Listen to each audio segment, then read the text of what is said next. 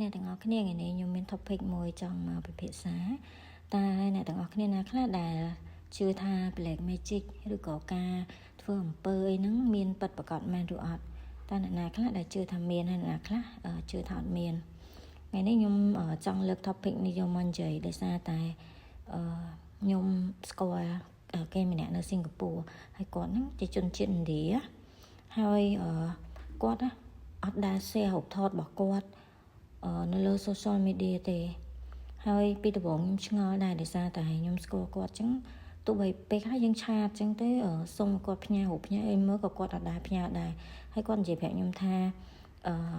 ខ្លាចគេយកធ្វើអំពើអីអញ្ចឹងណាហើយពីដំបូងខ្ញុំអត់សូវជឿគាត់ទេខ្ញុំគិតថាមកពីសាសនារបស់គាត់ជឿអញ្ចឹងណាប៉ុន្តែក្រោយមកទៀតគាត់និយាយប្រាប់ខ្ញុំពីអ្វីដែលគាត់បានរៀនច្រើនណាតកតងដូចជាសាសនារបស់គាត់ហ្នឹងសាសនាហិណ្ឌូហ្នឹងហើយនឹងតកតងជាមួយនឹងច្បាប់ស្រុកទេញអីផ្សេងៗណាហើយអ្វីដែលធ្វើឲ្យខ្ញុំជឿនោះគឺគាត់និយាយមកគឺគាត់ដឹងពីដំណើររឿងដែលកើតឡើងនៅក្នុងជីវិតរបស់ខ្ញុំទាំងអស់ដូចរបៀបថាគាត់និយាយមកគឺគាត់ដឹងច្បាស់ហ្មងទោះបីជាគាត់មិនលម្អិតថារឿងហ្នឹងកើតនៅពេលណាឆ្នាំណាខែណាអីប៉ុន្តែគាត់និយាយរៀបរាប់មួយមកថាយើងធ្លាប់ឆ្លងកាត់រឿងរ៉ាវមិនខ្លះរឿងល្អមិនខ្លះរឿងមិនល្អមិនខ្លះចឹងណាហើយគាត់និយាយប្រាប់ថាblack magic ហ្នឹងគឺមានពិតមែនមិនមែនតែនៅក្នុងសាសនាយើងដែលយើងគិតថាវាជារឿងដែលហួសសម័យហើយអីចឹងណាប៉ុន្តែគឺគាត់ប្រាប់ខ្ញុំថា black magic ហ្នឹងមានពិតមែនហើយកុំឲ្យ share រូបថតយើងឬក៏ព័ត៌មានថ្ងៃខែឆ្នាំកំណើតយើងអីនៅលើ social media អីគេដឹងអញ្ចឹងណាព្រោះបើសិនជាអ្នកដែលគេចេះធ្វើអំពើហ្នឹងគេមានរូបថតរបស់យើងហ្នឹងក៏គេអាចធ្វើអំពើហ្នឹងបានដែរហើយពីដំបូងខ្ញុំអត់ជឿគាត់ទេអ្នកទាំងអស់គ្នាតែដល់ពេលគាត់និយាយមកគឺការរៀនរបស់គាត់ហ្នឹងគឺតាំងក្បួនច្បាប់ត្រឹមត្រូវរបស់គាត់មែនណាហើយគាត់និយាយថាគាត់រៀនសិតតែជាមួយគ្រូជនជាតិឥណ្ឌារៀនមកវគ្គអីអស់សិតតែ$1000 $3000 $5000អីអញ្ចឹងណាតកតងមួយនឹងការធ្វើចង់និយាយថាការធ្វើពួក black magic ហ្នឹងឬក៏ដោះ black magic ហ្នឹងគឺគាត់ដឹងទាំងអស់ថាត្រូវធ្វើម៉េចត្រូវដោះម៉េច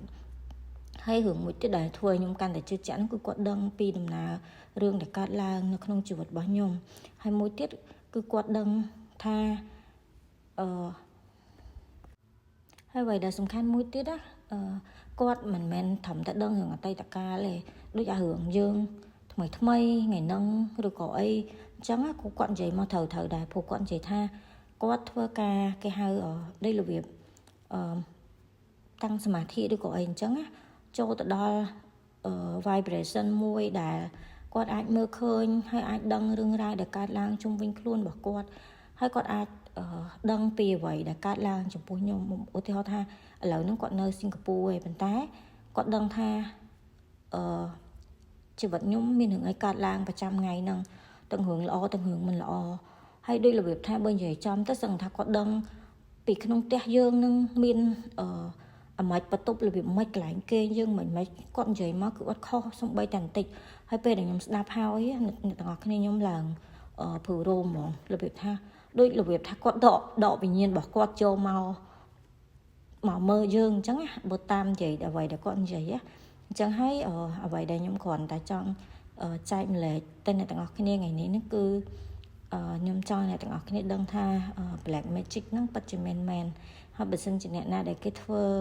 មកលើយើងគេមានថ្ងៃខែឆ្នាំកណ្ដាលឬក៏រូបថតហ្នឹងណាគឺគេពិតជាអាចធ្វើបានមែនហើយគាត់បានប្រាប់ខ្ញុំពីរបៀបបន្សាបមួយចំនួនដែលអាចធ្វើឲ្យ black magic ហ្នឹងវាថយធម្មពលប៉ុន្តែថយបានកម្រិតណាគឺវាអាស្រ័យទៅលើធម្មពលដែលគេធ្វើដាក់មកលើយើងឯងព្រោះដោយសារការធ្វើ black magic ហ្នឹងក៏វាមានកម្រិតរបស់គេដែរមានកម្រិតធ្ងន់ស្រាលអីចឹងណាអញ្ចឹងអ្វីដែលគាត់ប្រាប់ខ្ញុំរបៀបបន្សាបហ្នឹងក៏វាទៅតាមកម្រិតដែរបើសិនជាករណីគេធ្វើដាក់កម្រិតខ្លាំងកម្រិតអីហ្នឹងក៏វាអាចបន្សាបបាន 100% ដែរតើតែយើងហៅគ្រូណាដែលបកកែដូចរបៀបព្រាហ្មណ៍សាសនាគេមានគ្រូរបស់គេដូចទុកពុកមាត់វែងហ្នឹងគ្រូដែលគាត់ចេះចំណេះអស់ហ្នឹងដែលគាត់អាចមកដោះ